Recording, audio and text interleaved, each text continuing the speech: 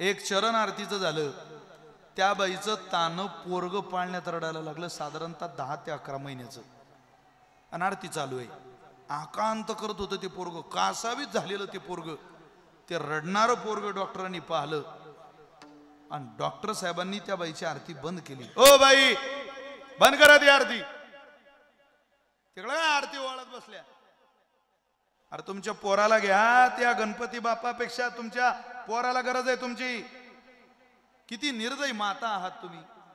अहो बाळ रडतय, बाळाला घेत नाही आणि देवाची आरती ओळत बसत्या. या इकडं, घ्या पोराला. त्या बाईनं आरतीचं ताट खाली ठेवलं, म्हटली साहेब तुम्ही कोण आहे मला माहिती नाही, पण मी त्या पोराची आई आहे.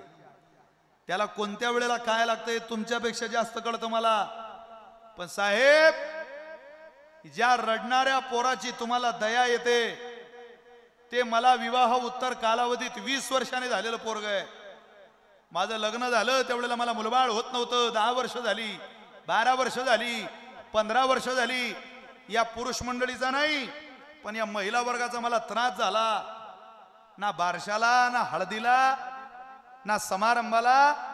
अरे जिला लेकरू दिलं होतं, 99 बायांना मुलं झाली होती, पण त्या 99 महिलांना 100तून एका आईला आई होता आलं नाही, तर 99 महिलांना तिला एकटीला सुद्धा सांभाळता येत नव्हतं. माझी चेष्टा करायच्या महिला, पुरुष नाही पण महिलांनी माझी निंदा केली. मी देवाला प्रार्थना करायचे, देवा हे गणपती बाप्पा, अरे स्त्री म्हणून जन्माला आली असेल तर एकदा आई बनण्याचं सौभाग्य पदरी घाल, मला आई होऊ दे. हा पाळतचा गणपती बाप्पा विघ्नहर्ता नवसाला पावतो म्हणे, पाव मला एकदा आई होऊ दे.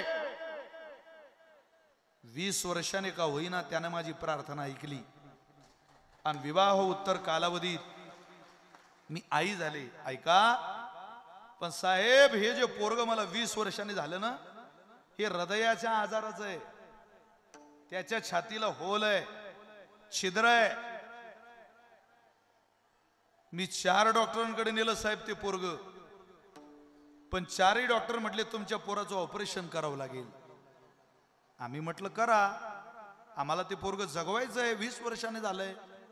ते डॉक्टर म्हटले बाई आम्ही तुमच्या पोराचं ऑपरेशन करू शकतो, पण तुमचं पोरग नाजूक आहे, लहान आहे. तुमच्या मुलाचं ऑपरेशन जर आम्ही केलं तर आमच्या हातातून हे पोरग मरू शकते. पण तुमच्या मुलाचं ऑपरेशन जर जगप्रसिद्ध नीतू मांडके नावाच्या डॉक्टरांनी केलं तर तुमचं पोरग जीवन जगू शकतं. बाई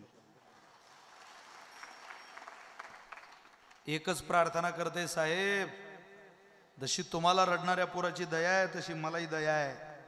मी रोज त्याच्याच करता आरती गाते त्याची, म्हणते बाप्पा एकदा कोण आहे तो नीतू मांडके दाखव बाबा. हे त्याच्या पायावर पोरग घालेलं आणि त्याला म्हणेल अरे पैसे कुठेही भेटतील तुला, पण या 20 वर्षांनी आई झालेल्या बाईचा आशीर्वाद घेऊन जा, जीवनात तुझं भलं होईल. देव न मानणारा माणूस हात जोडून उभा होता त्या बाई पुढं. बाई अहो मलाच नीतू मांडके म्हणता. पाऊस चालू झाला, काळोख पडला, मोटरसायकल भेटली, तुमचं दार उघडलं, तुमच्या दारात आलो.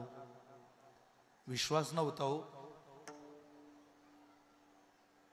पण त्या गणेशजींवर, त्या गजाननावर इथून पुढे आमचा विश्वास असेल. आधी तुमच्या पोराचं ऑपरेशन, नंतर पुरस्कार. ज्या पोराचं ऑपरेशन केलं ते पोरग पुण्यात आज जिवंत आहे. पण नियतीचा खेळ किती वाईट आहे बघा. 5,500 लोकांना ज्या नीतू मांडके साहेबांनी हार्ट अटॅक पासून वाचवलं, ते नीतू मांडके हृदयाच्या हार्ट अटॅकनं गेली, हृदयाच्या आजारानं गेली. हार्ट अटॅकाला थांबावं लागलं त्यांना. 9 महिन्यानंतर होणारा मुलाचा जन्म टीव्ही मध्ये पाहता येतो. 9 महिन्यानंतर बाळक जन्माला येईल ही तारीख सांगता येते, पण 9 मिनिटानंतर येणारं मरण जगात कोणाला सांगता आलं असा माईचा लाल या पृथ्वीवर अजून आलेला नाही. त्यामुळं फार गुरमी मस्ती बरी नाही, लीन राहिलं पाहिजे मनुष्यानं. जेवढे दिवस आहो तेवढे दिवस आपल्या मस्तीत, आपल्या आनंदात राहू. कला, सन्मान, समाज, पैसा, सौंदर्य कोणाच्याच बापदादीची जहागीरदारी नाही. सत्ता, शहाणपण कोणाच्या बापदाद्याला पुरलं. कोण म्हणायचं इंदिरा गांधी या देशात पराभूत होतील, झाल्या. ज्या अगोदर सत्तेवर होते सत्ता बदलली, ज्या सत्तेवर आहे कदाचित उद्या त्यांची बदलेल. काळ मोठा वाईट आहे महाराज. नियतीचा खेळ कोणाला कायमची मक्तेदारी देत नाही, जहागीरत्व देत नाही. त्यामुळं आहे त्या जीवनात सुखी व्हायचं असेल आणि आहे ते दैन्य, आहे ती भूक, आहे ते दुःख मिटवायचं असेल तर जगाच्या बाजारात पडू नका, देवाच्या दरबारात या. तो